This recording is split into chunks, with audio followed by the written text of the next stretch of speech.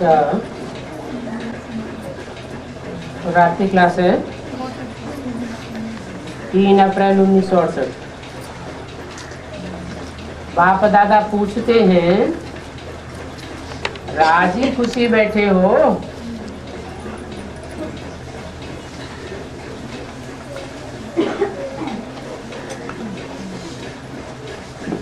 माया बहुत तंग तो नहीं करती है?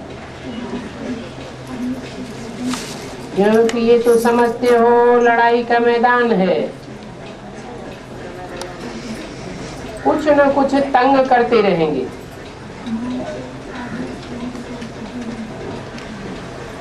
माया से लड़ाई है ना,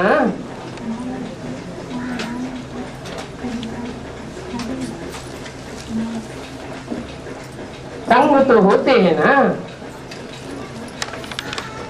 किसको कम तंगी होती है, किसको जास्ती तंगी होती है। तो ये भी खेल है, बाबा ने ये खेल समझाया है। ये कोई ब्लाइंड फेट की बात नहीं है, यहाँ तो है ही प्रवृत्ति मार्ग। कल्प कल्प यह ईश्वरीय प्रवृत्ति मार्ग होता है। और यह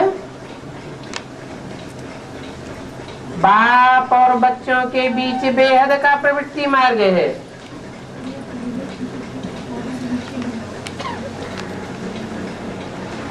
बच्चे भी जानते हैं ऊंचे से ऊंचे बाप है और बड़े से बड़ा परिवार है, और बाप माना ही प्रवृत्ति मार्ग।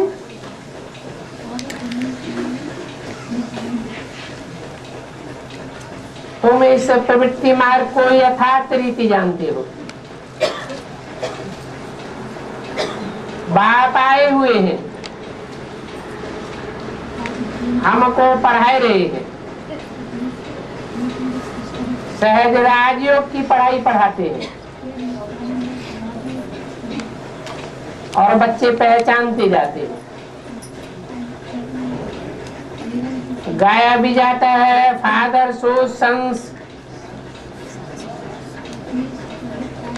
सोज फादर। फादर का बच्चे परिचय देते रहते हैं, और तुम बच्चे ही सहज समझते हो कल्प कल्प हम बाप से वर्षा पाते हैं, और कल्प कल्प ऐसे ही समझते जाते हैं।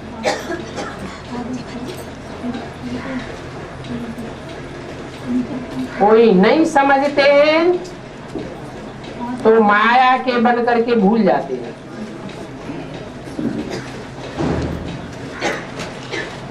फिर उस तरफ दुख देखते हैं तो फिर कोशिश करते हैं कि सुख के सागर बाप की तरफ भागे। बाप तो आए ही है सतयुगी सुखधाम में स्थापन करने, सतयुगी संबंध में बांधने के लिए आए हैं। ये अल्पकाल का संबंध नहीं है, 21 जन्मों के सुख के संबंध में बांधने आए हैं। बच्चे समझते हैं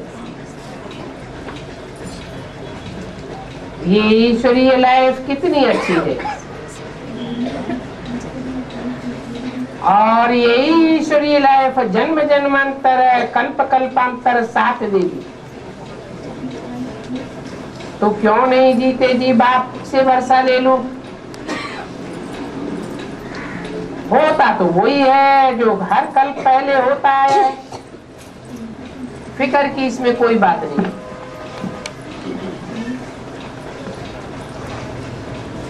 बाप से वर्षा पाना है।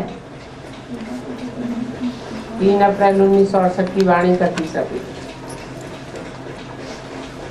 बाप का तो बच्चे जरूर बनेंगे। उनकी याद करते करते अपने पाप भस्म कर देंगे, क्योंकि मूल बात ही याद की है। यात्रा पर जाते हैं तो तकलीफें तो बहुत आती हैं। जितनी लंबी यात्रा उतनी जास्ती तकलीफें। वो यात्राएं तो अंधश्रद्धा की है, अंधश्रद्धा की भक्ति है। अभी तुम तो जानते हो कि हमको अभी इस पुरानी दुनिया को छोड़ना है। ये भक्ति मार्ग की पुरानी दुनिया है। जरूर कोशिश करते हैं बाप की श्रीमत पर चले, परंतु माया चलने नहीं देती। कदम कदम पर विघ्न डालती है। तो बाप कहते हैं पुरुषार्थ करो, कदम कदम पर बाप से श्रीमत लेते रहो, और बाप को याद करते रहेंगे तो खुशी बढ़ेगी। घर बैठे भी याद करो। ये तो जरूर है कि सभी तो यहाँ नहीं आ सकते हैं। बाबा ने युक्ति बहुत अच्छी रची है, घर बैठे भी फ्रेश हो सकते हैं, याद कर सकते हैं। समझना है कि जैसे हम इस दुनिया में रहते हुए भी नहीं है, वैसे घर में भी रहते हुए जैसे कि नहीं रहते हो। बेहद के बाप ने बेहद की सौगात लाई है, नई दुनिया की सौगात है ना। बच्चे ड्रामा अनुसार पुरुषार्थ करते रहते हैं, फिक्र की तो कोई बात नहीं, बना बनाया खेल है।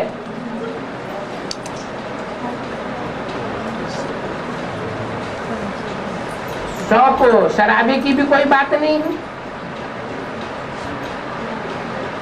गायन भी है अमरपुरी का। अगर कुछ भी होता है अनुभव करते हो, कोई अनन्य बच्चे हैं जो मर जाते हैं, तो तुम तो कब नहीं रोते। जो कच्चे होंगे वो रोवेंगे। इसमें भी परीक्षा हो जाती है, कौन कच्चे हैं कौन पक्के हैं, कौन नष्ट मोहा बने। हम तो ज्ञान में रोते नहीं हैं, तुम बच्चों को भी ज्ञान मिल रहा है। जो कच्चे हैं वो फिर रोते हैं, आगे चल करके कच्चे पक्के सब पहचान में आते जाते हैं। सोलह कला अभी तो कोई बना ही नहीं है, बन रहे हैं। कोई वृद्ध अवस्था वाला हो या जवान हो, बुद्धि में ज्ञान तो है, सारा ड्रामा समझ में आ गया तो फिर पक्के हो जाते हैं। जिनकी बुद्धि में ज्ञान है सारा नहीं बैठता है तो कच्चे रह जाते हैं। जिनकी बुद्धि में ज्ञान है वो सदैव हर्षित रहेंगे, उनके मुख से खुशी चमकती रहेगी। जो बोलेंगे मुख से रतन ही निकलेंगे। तुम भी रूप पसंद हो,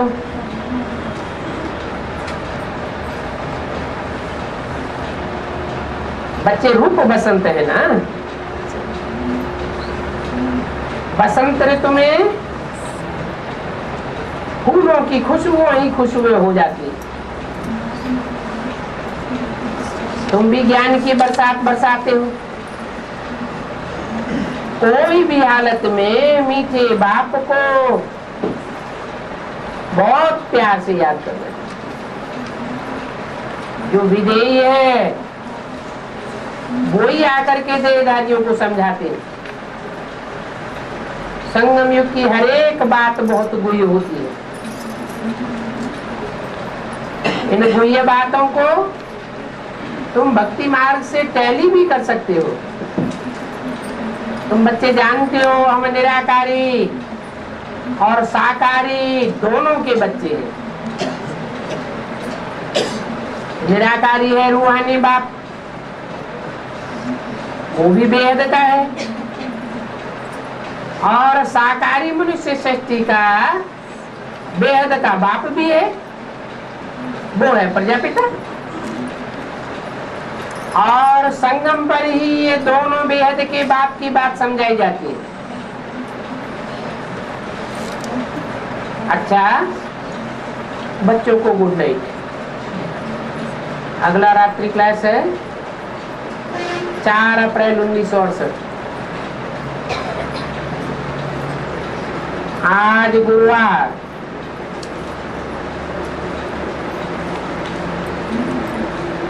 गुरु भी होते हैं तो सदगुरु भी होता है।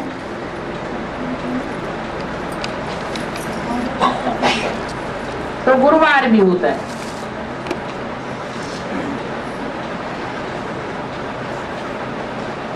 सदगुरुवार भी है।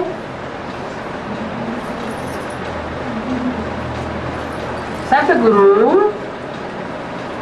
वृक्षपति को कहा जाता है, बृहस्पति भी कहते हैं और वृक्षपति भी कहते हैं।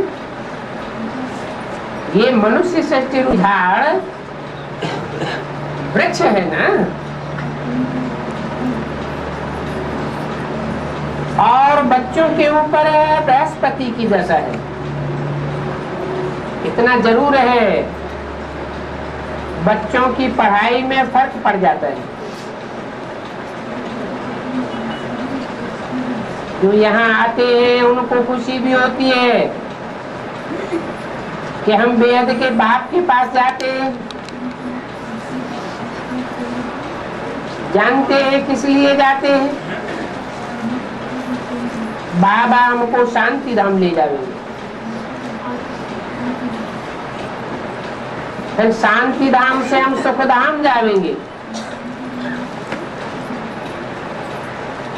ये शांति और सुख का बेहद का वर्षा तुम बच्चों को मिलता है,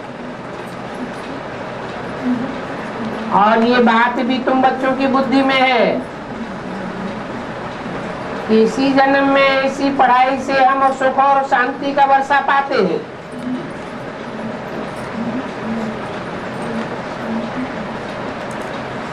कितने ढेर मनुष्य हैं,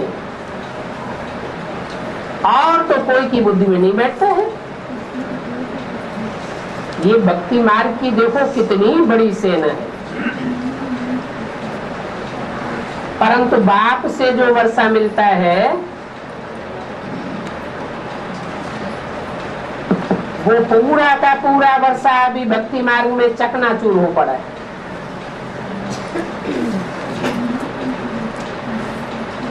भूल गए कि हम इस ज्ञान से ही सदगति पाएंगे। वो भक्त बेचारे भूल गए। ज्ञान से तुम समझते हो, ये अभी हम पार्ट बजाते रहते हैं। हमने पहले सुख का भी पार्ट बजाया, अभी दुख का भी पार्ट बजाया, अभी हम फिर सुख में जाते हैं। परंतु ये सुख और दुख का ऑलराउंड पार्ट सभी का नहीं कहेंगे। तुम बच्चों का ही सुख दुख का ऑलराउंड पार्ट है।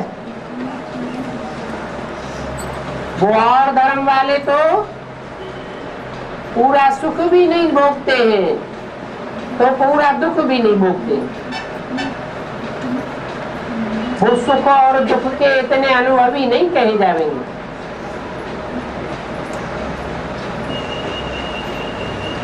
ये भी आगे चल के सबको पता पड़ जाएगा।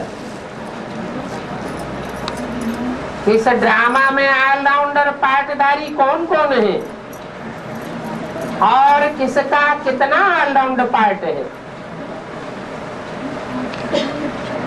सतयुग में जो आदमशुमारी होगी,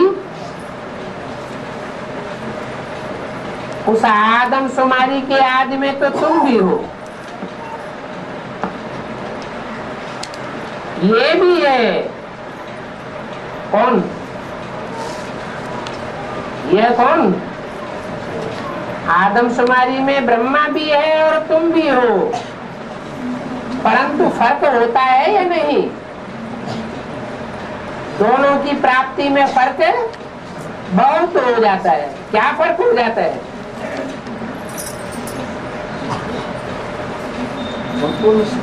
इस ब्रह्मा को जो प्राप्ति होती है और तुमको जो प्राप्ति होती है उसमें बहुत फर्क हो जाता है। क्या बहुत फर्क हो जाता है? तुम जीते जी सुख और शांति का अनुभव करते हो इसी शरीर से, और यह ब्रह्मा जीते जी अपने शरीर के द्वारा सुख और शांति का अनुभव नहीं कर पाते। उस ऊंची स्टेज का सुख और शांति नहीं अनुभव कर पाते जो तुम करते हो। सत्युग में जाकर के करेंगे, सुख का अनुभव तो करेंगे 16 कला संपूर्ण, परंतु वहां क्या अंतर होगा? वहां सुख सेकंड सेकंड कमती होता जाएगा, और तुम्हारा सुख तो चढ़ती कला का होता है।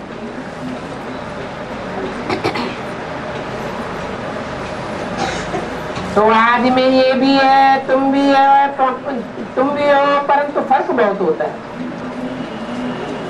आदमशुमारी जो पहले पहले स्वर्ग में होगी, समझा जाता है 9 लाख होगी,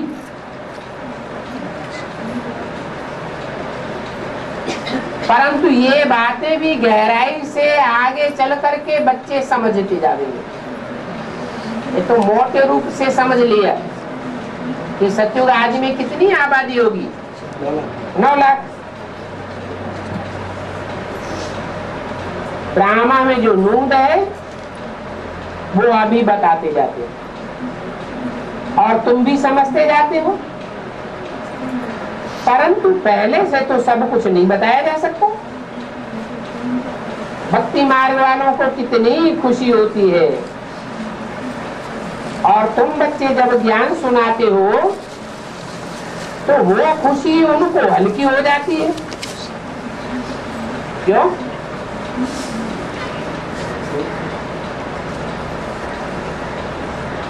तुम इतना उच्च ज्ञान सुनाते हो, उनको वो खुशी उतनी हल्की क्यों लगती है? और भक्ति मार्ग की बातों में इतना खुश होते रहते हैं। तो वो तो आपको तराजू में वजन करेंगे तब पता चलेगा कि तुम्हारा खुशी का पलड़ा भारी हो जाएगा और उनकी खुशी का पलड़ा हल्का हो जाएगा। क्यों? उनकी होती है अल्पकाल की खुशी और तुम्हारी है सदा काल की खुशी।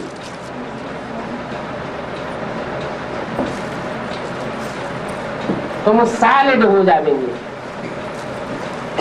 और वो खोखले होते जाते हैं। खाली दुनिया, खोखली दुनिया और भरतू दुनिया होती है ना, वहां तो सब खानियां भरतू हो जाएंगी, और यहाँ देखो सब खानियां खाली होती जाती है। तो पुरानी दुनिया और नई दुनिया में देखो कितना फर्क है। तुम अच्छी रीति जानते हो, क्योंकि तुम्हारी भी ब्राह्मणों की दुनिया है। ब्राह्मणों की पुरानी दुनिया और ब्राह्मणों की नई दुनिया। नई दुनिया इन ज्ञान रत्नों से कितनी भरपूर होती जाती है, और उनकी पुरानी दुनिया खोखली होती जाती है। अनुभव में तो आता है ना। तो देखो कितना फर्क है। तुम तो अच्छी रीति जानते हो कि उनकी है खाली दुनिया और हमारी है भरतू दुनिया। उनकी दुनिया में जैसे कुछ है ही नहीं। मनुष्यों के पास तो बहुत डॉलर्स होते हैं, पाउंड होते हैं, मल्टी मिलियंस होते हैं, परंतु तुम जानते हो ये सब खलास होने वाला है। और तुम्हारा कुछ भी खलास नहीं होगा। तुम्हारी ये ज्ञान रतन जन्म जन्मांतर के लिए स्थूल रतन बन जाएंगे। जो यहाँ जितना ज्यादा ज्ञानी होगा वो जन्म जन्मांतर का उतना ही बड़ा साहूकार हो जाएगा। ज्यादा ज्ञान रतन धारण करने वाला होगा तो दूसरों को भी जरूर दान करता होगा। भक्ति मार्ग में भी तो होता है। इस जन्म में धन दान करते हैं तो एक जन्म के लिए मिलता है ना। वो तो भक्ति मार्ग की एक जन्म की बात है। यहाँ तो जो अविनाशी संपत्ति बाप आकर के देते हैं वो एक जन्म दान करते हो और अनेक जन्म तुम प्राप्ति करते हो। और दान भी क्या करते हो? जो दान करते हो वो यहाँ का यही बाप वापस कर देते हैं और 21 जन्मों के लिए ब्याज में भी दे देते हैं। तो कितनी प्राप्ति होती है। तुमको तो नई दुनिया में सब कुछ मिलेगा। वहां सभी चीजें नहीं होंगी।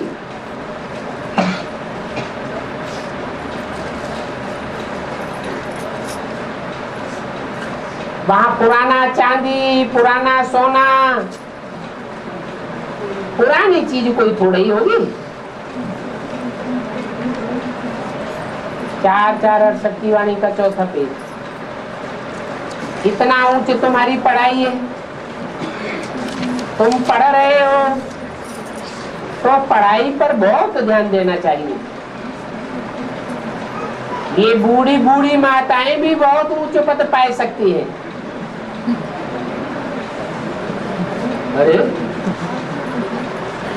बूढ़ी माताएं तो कहती है हमारी बुद्धि में ज्ञान बैठता ही नहीं गहराई से, तो बहुत ऊंच पद कैसे पावेंगी? हैं? कहाँ ज्ञान है? कहती है हम तो सब भूल जाते हैं। हाँ, बोलो सब कुछ भूल जाते हैं। वो तो सब कुछ भूलना ही है। आखिर सब कुछ भूलना है या नहीं भूलना है? तो वो अभी ही भूल जाती है, लेकिन फिर याद क्या रहता है? एक बाप याद रहता है। वानप्रस्थ अवस्था नहीं हुई है तो माया ज्यादा साठगांठ करती रहती है, और वानप्रस्थ अवस्था हो गई तो माया की साठगांठ से तो बच जाते हैं। तो बाप की याद जास्ती आती है, और ये जास्ती याद का पलड़ा भारी होते होते अंत में जब पूरा पलड़ा भर जाएगा, जैसे पूरी घी में डाली जाती है तो नीचे पड़ी रहती है, फिर पक जाती है तो अचानक ऊपर आ जाती है। ऐसे ही ये याद का पलड़ा जब परिपूर्ण हो जाएगा तो बांधेली माताएं और बूढ़ी माताएं, जिनको लोग समझते ये क्या पुरुषार्थ करेंगे, इनको तो शरीर का बंधन है, देह का बंधन है, वो आगे निकल जाएंगे। क्यों? कौन सी ताकत से? ये आदि की ताकत से। बांधेली माताओं को भी याद बहुत आती है, बूढ़ी माताओं को भी मायावी धंधा तो होता नहीं। बुद्धि में मायावी धंधा होता है क्या? वो तो होता नहीं। सिर्फ बाप को ही याद करना है। तो इतनी ऊंच पढ़ाई है। ये ऊंच पढ़ाई में बूढ़ी माताएं भी बहुत ऊंच पद पा सकती है। बाप जिसकी महिमा परम अपार है, वो कितना प्रेम से बैठ पढ़ाते हैं। बहुत बहुत प्यारे बच्चे हैं। ये भी कहना पड़ता है, नंबरवार पुरुषार्थ अनुसार प्यारे प्यारे बच्चे, हर एक का पुरुषार्थ अपना अपना है। और बाप है ही गरीब निवाज, वो फिर कितने साहूकार बनते हैं। अभी बल पदमा पदम पति मनुष्य है, परंतु उनके पदमा पदम स्थायी नहीं है। तुम जानते हो ये पदमा पदम पति बाता बाकी कितना समय रहेंगे। ये नोट, ये चांदी, ये सोना, ये सभी खत्म हो जाने वाला है। जमीन में दाब के रखा वो पता नहीं कहाँ का कहाँ पहुंच जाएगा। भूकंप आवेगा पता भी नहीं चलेगा। क्या बोला? किनकी ले गए चोटा, किनकी आग जलाए, किनकी जमीन में दबी रही और किनकी राजा खाए, इनकम टैक्स उठा के ले जाएगा। तुम जानते हो ये बाकी ज्यादा समय चलने वाला नहीं है।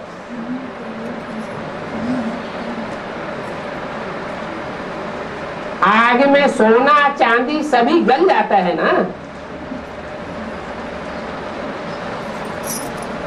सर्राफ की दुकान को आग लग जाती है तो उनका सोना भी काला बूरा हो जाता है। और ये तो बहुत कड़ी आग लगनी है।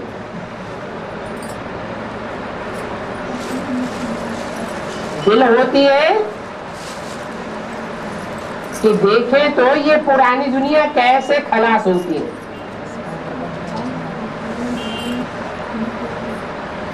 क्योंकि ये खलास तो होगी हमारे लिए।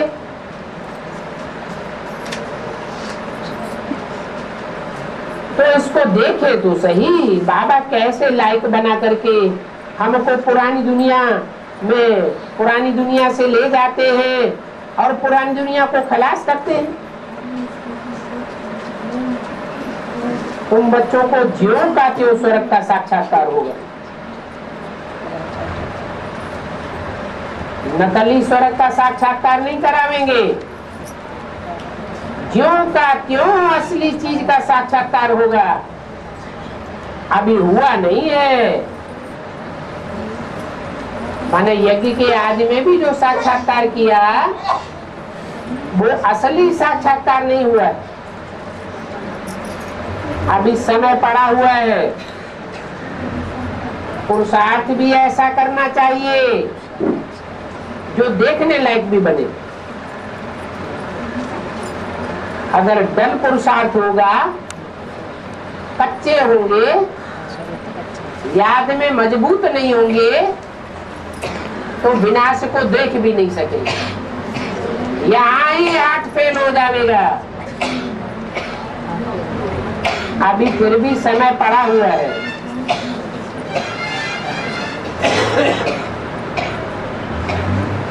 अभी बच्चे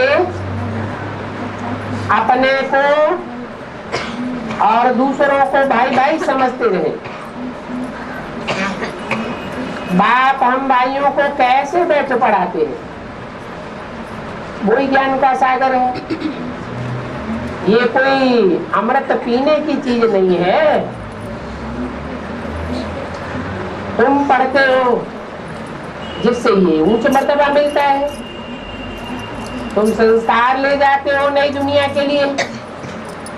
तुम जानते हो कि हम नई दुनिया में संस्कार ले जा करके कितने ऊंचे पर संस्कार वाले बनेंगे। बहुत फर्क है। इसलिए तुम बच्चों को आंतरिक खुशी बहुत रहनी चाहिए। बच्चे पढ़ते हैं तो दिल में खुशी होगी। हम यह ऊंची पढ़ाई पढ़ते हैं, तुम बच्चों को भी नंबरवार पुरुषार्थ अनुसार खुशी की महसूसता बढ़ती जाएगी। परंतु एक जैसी खुशी तो सबकी नहीं हो सकती। जो सर्विस करते हैं उन्हों को बाप हिम्मत देते रहते, सर्विस ही नहीं करते, कोई का भाग्य ही नहीं बनाते, तो बाप भी हिम्मत ही क्या देंगे। हर प्रकार की मदद बाप बच्चों को बहुत देते रहते हैं। बाकी है सारा मदार बच्चों की हिम्मत पर। एक हिम्मत का कदम बढ़ावेंगे तो बाप जरूर 100 गुना मदद देंगे। बाप अभी मदद दे रहा है, उसी मदद से तो फिर बाप के मददगार बनना है, ये भी समझते हो। बाकी थोड़ा समय है, फिर दुख का नाम निशान नहीं रहेगा। तुम्हारी आयु भी बड़ी हो जाएगी, इतनी आयु बढ़ जाएगी कि तुम्हारे पास काल आ नहीं सकता, क्योंकि अमरपुरी है ना, वहां काल खाता ही नहीं। इच्छा मृत्यु होती है, एक शरीर छोड़ दूसरा ले लेते, खुशी खुशी साक्षात्कार हो जाता है। ये पुरानी दुनिया है।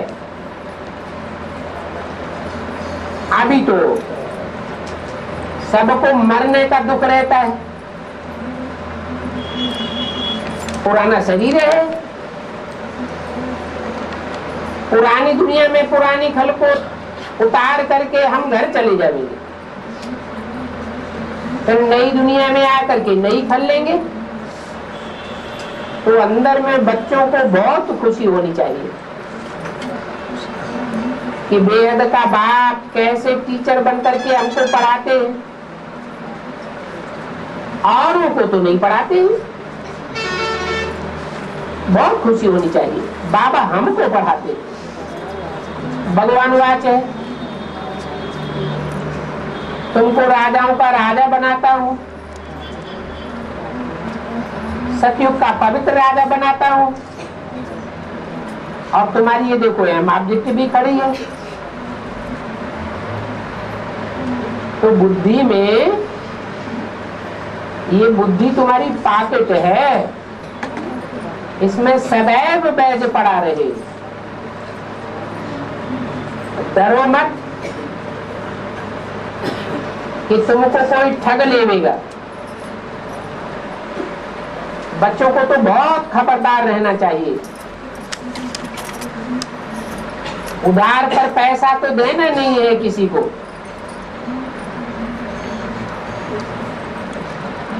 न किसी से तुम उधार लेते हो। क्यों?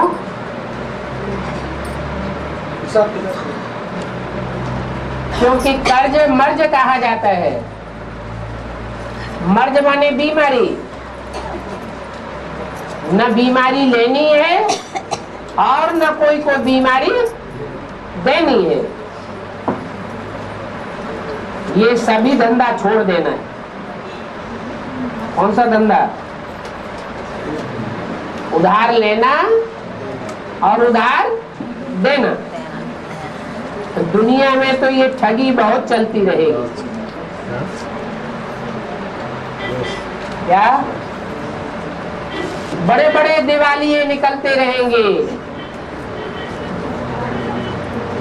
सयानी बुद्धि तुम बच्चों की है, जो अभी से अलर्ट हो जाते हो। क्या न किसी को उधार देना है और न किसी से उधार लेना है। ये दुनिया इस काबिल अब नहीं रही। इस काबिल जो कोई को उधार दो और फिर उधार लो। बुद्धि चाहिए, सयानी बुद्धि चाहिए। तुम्हारे जैसा श्रूड बुद्धि और कोई नहीं है। जब समय आवेगा तो लोग तुम्हारी तरफ ताकेंगे कि देखो ये बड़े फायदे में रहे, न इन्होंने किसी को उधार दिया और न कोई से उधार लिया। कितना सारा ज्ञान तुम बच्चों को बुद्धि में है, परंतु अगर गफलत करेंगे तो चीज गंवाए देंगे।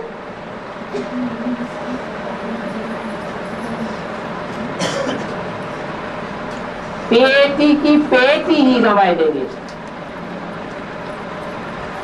इस ज्ञान काल में गफलत नहीं होनी चाहिए।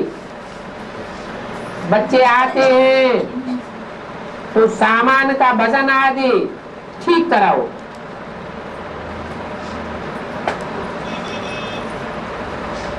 इज्जत न चली जाए। तुम्हारी इज्जत तो बहुत ऊंची है।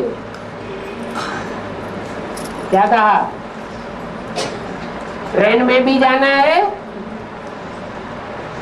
तो सामान का वजन पहले से करा लेना चाहिए, नहीं तो टिकट कलेक्टर फाइन डाल दे, लोग हंसी उड़ावेंगे। देखो ये पैसा बचाते हैं सरकार का। मना सरकारी चोरी करने वाले लोग हैं। इज्जत न चली जाए। तुम्हारी इज्जत तो बहुत ऊंची है। पाई पैसे की बातों में कहीं इज्जत न चली जावे। उनकी इज्जत तो सेकंड में काल आकर के उतार सकता है, और तुम्हारी इज्जत थोड़े ही कोई उतार सकता है। तो अपने दिल से पूछना चाहिए कि हम इतनी मस्ती में रहते हैं, बाप बुढ़ियों को भी तो जवानों को भी पढ़ाते हैं। सिर्फ बुढ़ियों को एक बात का ध्यान देना है, और इसी बात का है बुद्धि से ममत्व तो निकाल देना है।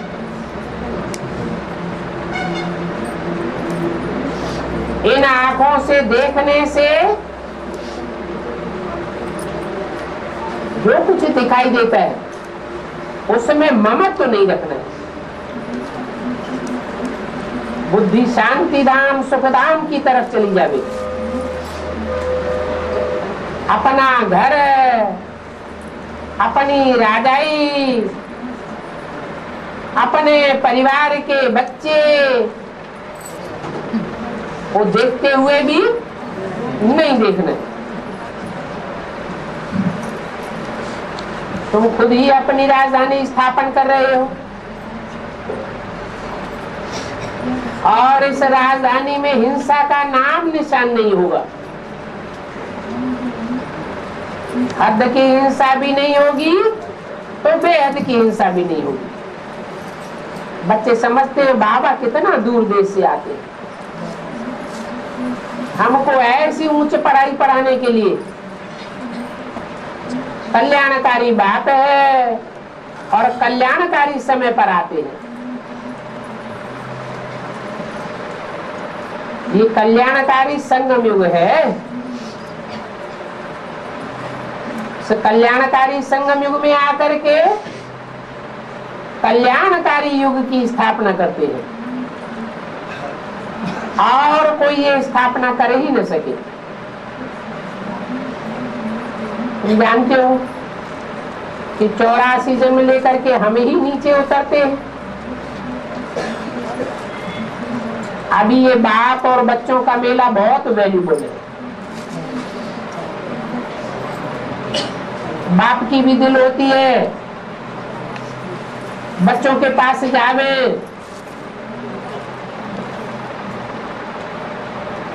परंतु कोई कारण जरूर बनता है जो फिर दिल पूरी नहीं होती है। फिर भी बच्चों में शौक बहुत चाहिए सर्विस का। ऐसे ऐसे बच्चों को देख करके दिल खुशी होती है। कैसे बच्चों को? तो सर्विस में शब्द सर्व से उन बच्चों को देकर अच्छा बच्चों को बोल देंगे।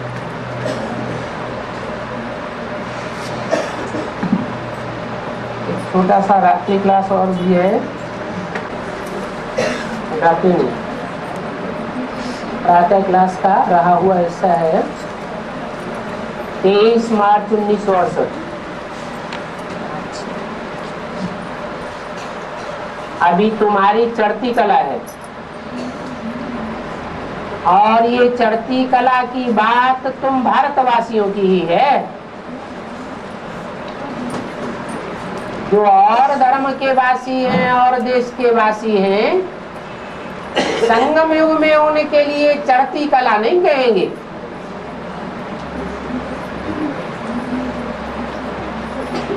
तुम भारतवासी हो,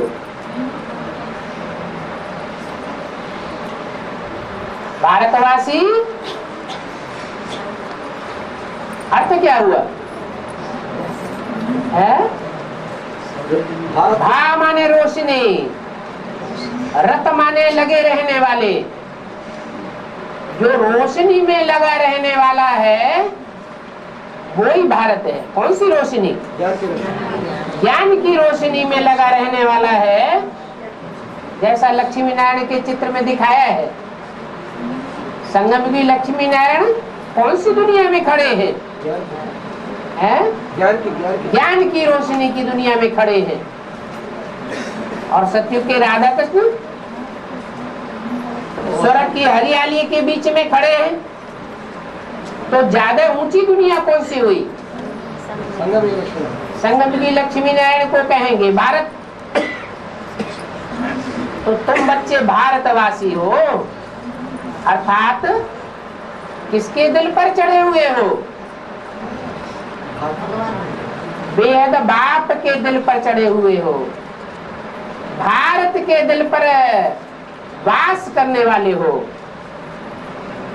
इसलिए तुम्हारी चढ़ती कला है। अभी बाप की भी चढ़ती कला है तो तुम बच्चों की भी चढ़ती कला है। भारतवासियों की बात है। जो कन्वर्ट हो गए हैं और धर्मों में चले गए हैं, पहले भारतवासी थे, फिर और धर्म में कन्वर्ट हो करके विदेशी बन गए, वो भी निकलते चले आएंगे। क्योंकि वो भी तो पहले भारतवासी ही थे ना। ये पढ़ाई है भगवानवाद। भगवान उसको कहा जाता है, इसको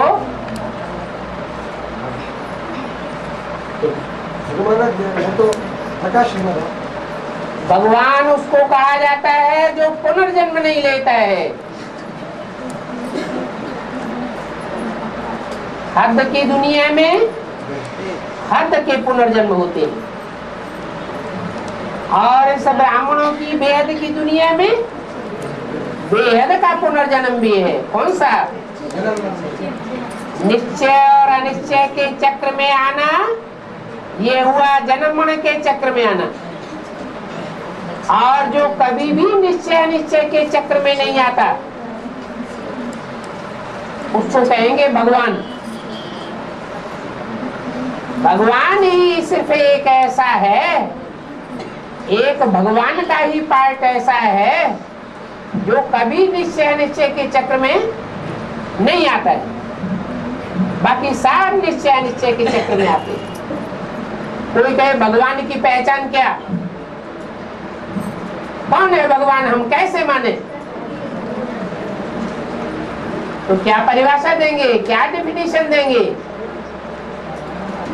क्या पहचान देंगे? हैं? अरे साकार में तो सारे ही बैठे हैं, सारी दुनिया साकार में ही तो है तो साकार में। लेकिन जो भी साकारी हैं उनका निश्चय डोलता है या अडग रहता है, डोलता है। अगर निश्चय डोलता है, अंदर में समझते हैं कि हम निश्चय अनिश्चय के चक्र में आते हैं, जैसे कि जन्म मरण के चक्र में आते हैं,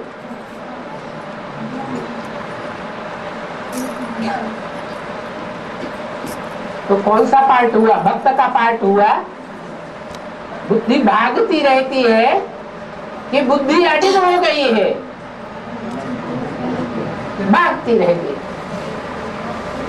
अगर बुद्धि अडिग हो जाए, स्थिरियम हो जाए, तो एक बाप दूसरा न कोई, माया फिर हिलाए नहीं सकती। तो ये पढ़ाई है।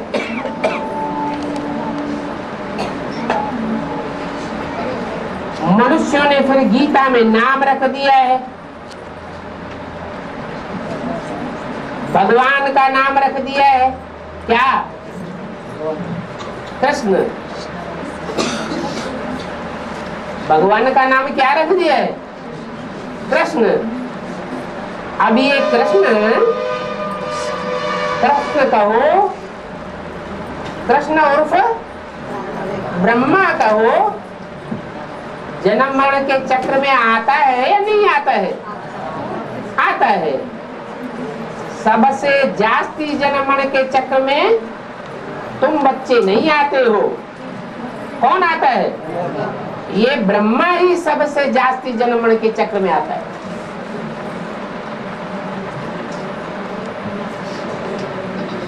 और वो एक जब तक जन्म मरण के चक्र में आता है, तब तक सारी दुनिया जन्म मरण के चक्र में आती है। इसलिए बोला, एक के पतित बनने से सब पतित हो जाते हैं। पहला पत्ता ही पतित है तो सारी दुनिया पतित, और पहले पत्ते की बुद्धि पावन बन जाए तो सारी दुनिया पावन बन जाएगी। तो जो पुनर्जन्म नहीं लेता है उसको भगवान कहा जाता है। कृष्ण तो जन्म पुनर्जन्म में आता है, सबसे जास्ती पुनर्जन्म में तो कृष्ण ही आता है। तो मनुष्यों ने उनका नाम रख दिया है गीता में, गीता का भगवान, जो पूरे 84 जन्म लेते हैं। अरे भगवान फिर 84 जन्म कैसे लेंगे? भगवान और 84 के चक्कर में आवेगा? अरे भगवान भी अगर 84 के चक्कर में आने लगे तो फिर इस दुनिया का उद्धार कौन करेगा? उद्धार करने वाला तो कोई भी नहीं।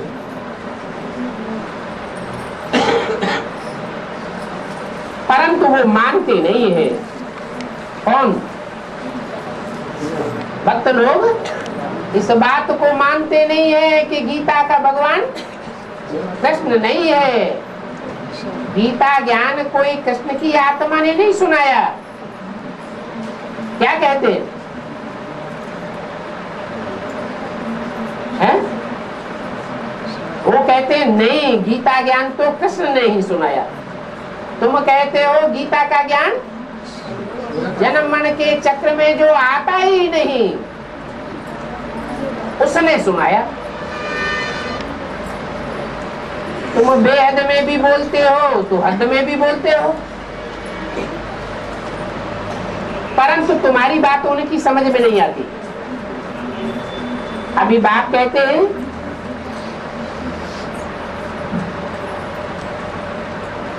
कि कृष्ण गीता का भगवान नहीं है।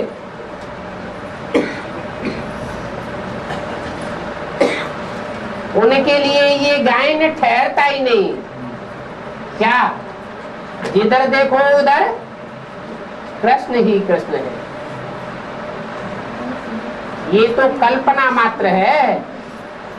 वास्तव में असली बात तब सिद्ध होगी जब सारी दुनिया में बाप प्रत्यक्ष हो जाएगा। जो जन्म मरण के चक्र में नहीं आने वाला है उसको सारा संसार पहचानेगा। और सारा संसार याद करेगा। कृष्ण को याद करने से कोई पति से पावन नहीं बन सकता।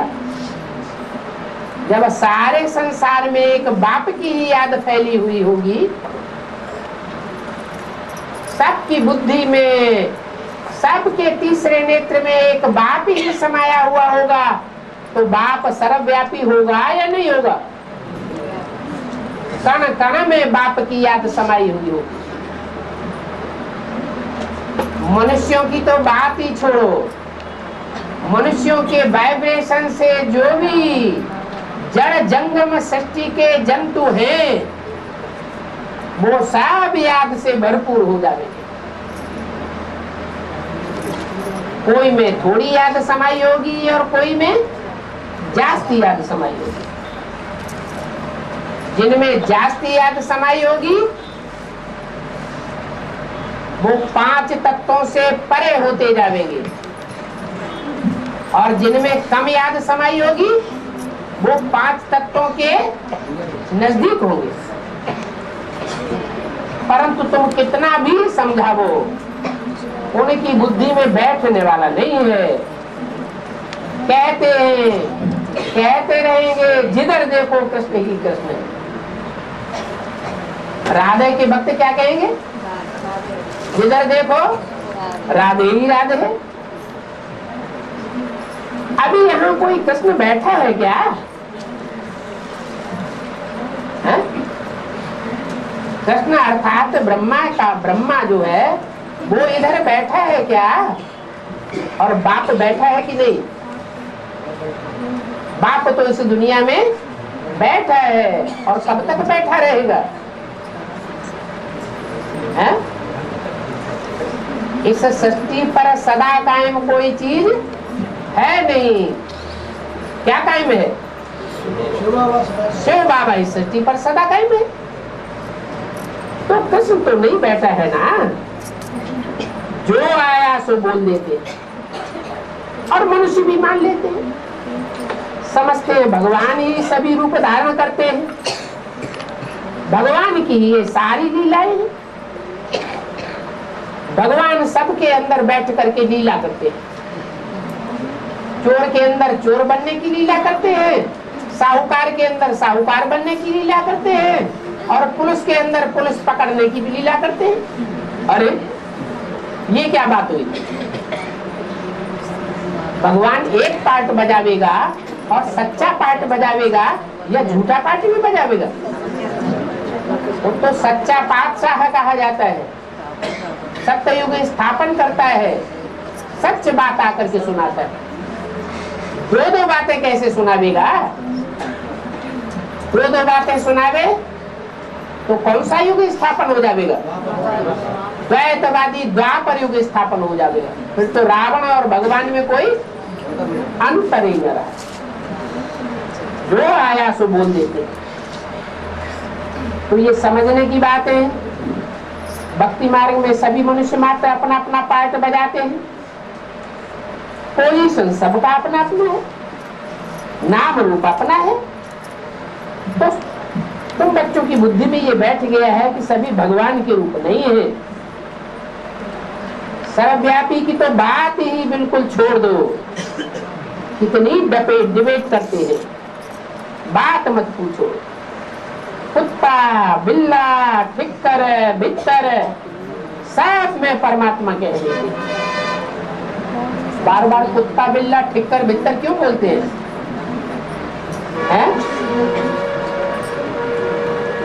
कुत्ता माने जो कामी जैसे कुत्ते हैं, कुत्ते की तरह कामी है। कुत्ता कैसा कामी होता है? कुत्ता बिना व्यभिचार के रह नहीं सकता। आज एक कुतिया के पीछे पड़ेगा और कल दूसरी कुतियों के पीछे पड़ जाएगा।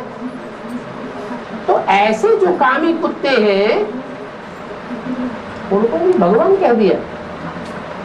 भगवान कामी कुत्ते में आवेगा क्या?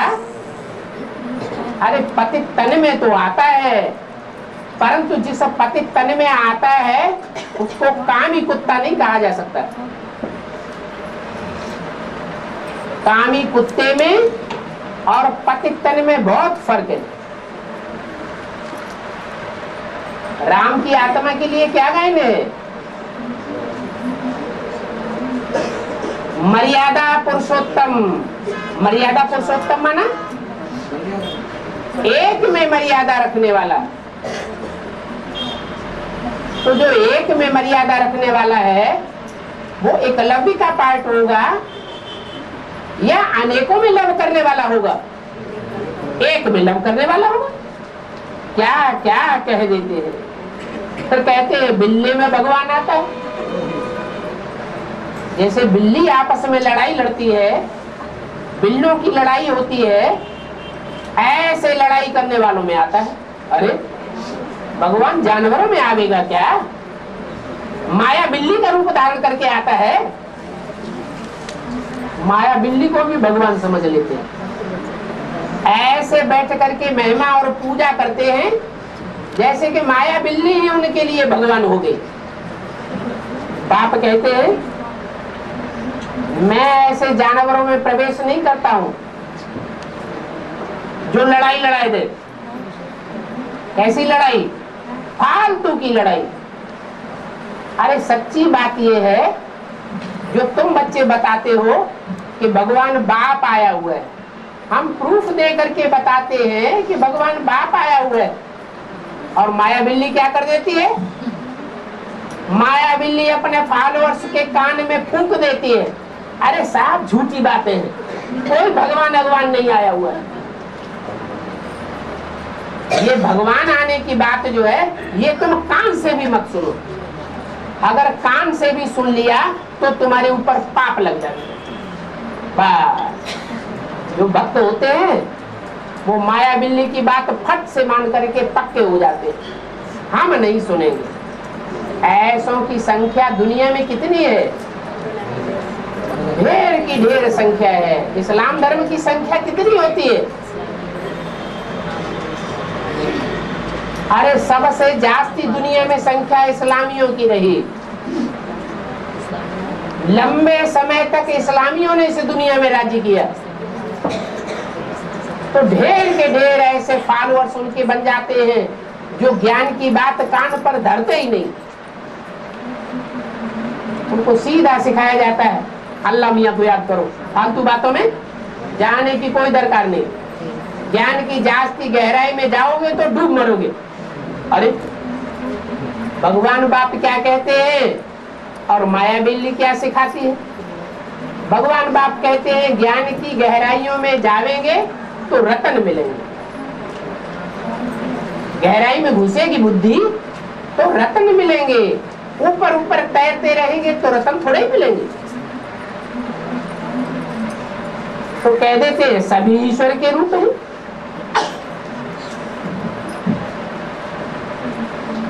कहते हैं ठिक्कर में आता हूं।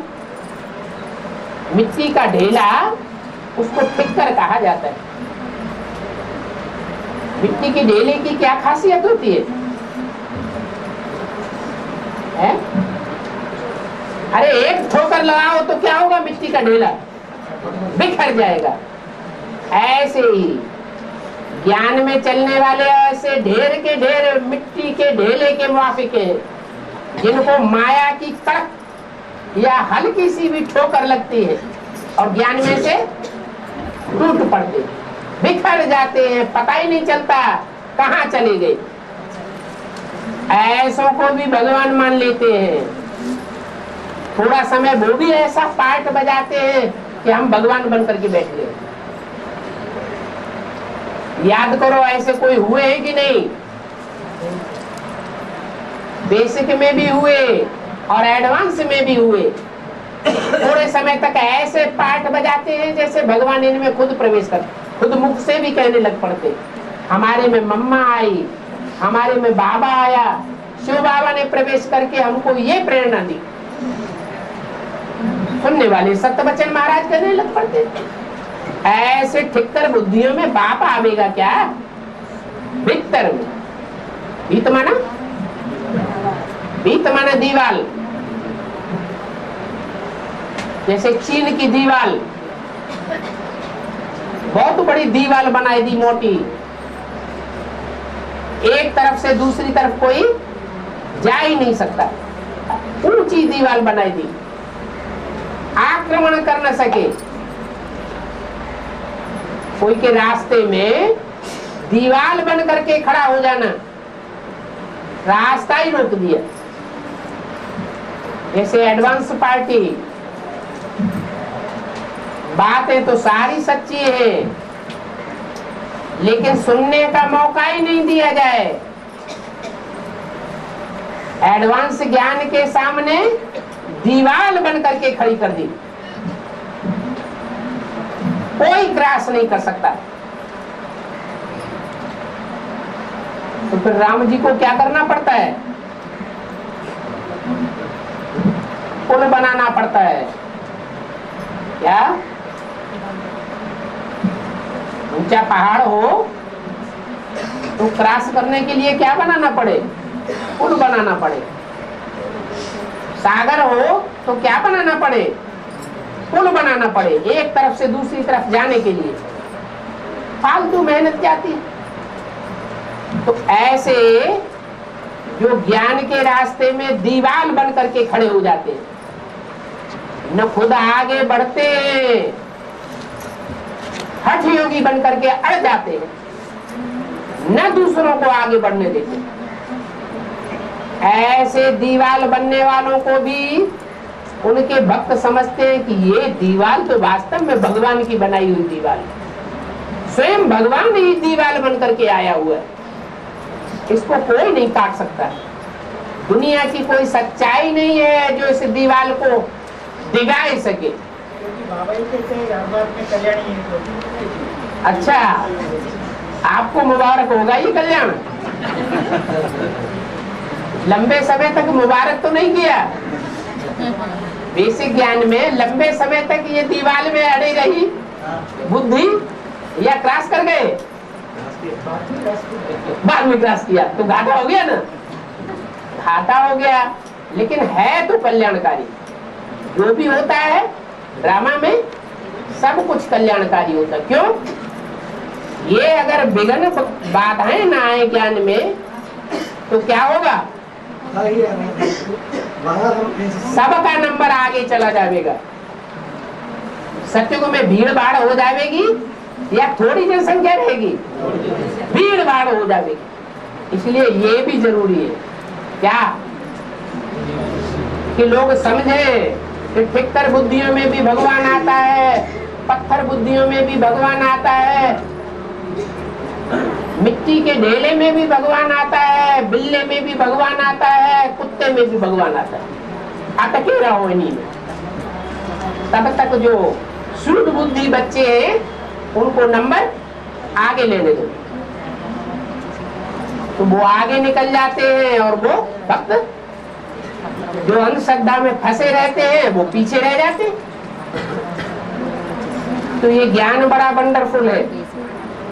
बाप कहते हैं मेरी देखो कितनी ग्लानि कर दी इस सर्वव्यापी के ज्ञान ने, कि मैं पत्थर ठिक्कर कुत्ता बिल्ली सब में आता हूं। अरे इतने ऊंचे धर्म पिताएं सृष्टि पर आए तो वो ऊंचे देवता में नंबरवार प्रवेश करेंगे या कोई भी देवता में प्रवेश कर जाएंगे? वो भी नंबरवार देवता ही देव आत्माओं में आते हैं। ऐसे नहीं कि सबका घोड़ा एक जैसा होता है। जितनी पावरफुल आत्मा उसका घोड़ा भी उतना ही पावरफुल होना चाहिए। तो भगवान तो सबका बाप है। बाप तो कहते भी है बच्चे मैं तुम्हारा बाप आया हुआ हूँ। इब्राहिम बुद्ध क्राइस्ट सबका बाप आया हुआ है। तो वो जिसमें प्रवेश करेगा वो कोई साधारण होगा क्या? वो तो असाधारण से असाधारण पाठधारी होना चाहिए जिसमें बाप आते हैं। कहते भी है तुम्हारे दो बेहद के बाप हैं। मैं हूँ आत्माओं का बाप और किसमें आता हूँ? जो मनुष्य सृष्टि का बेहद का बाप है, मैं उसमें प्रवेश करता हूँ।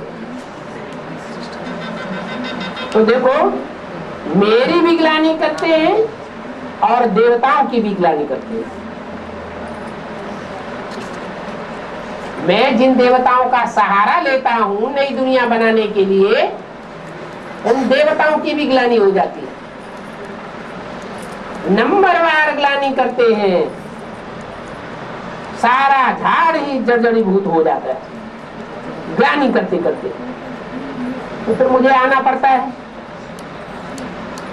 जास्ती तो मैं शांति धाम में रह भी नहीं सकता।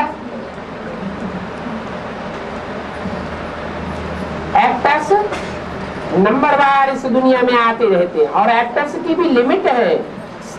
अच्छा, मीठे मीठे रूहानी सिकिल दे बच्चों प्रति रूहानी बाप दादा का याद प्यार गुड मॉर्निंग।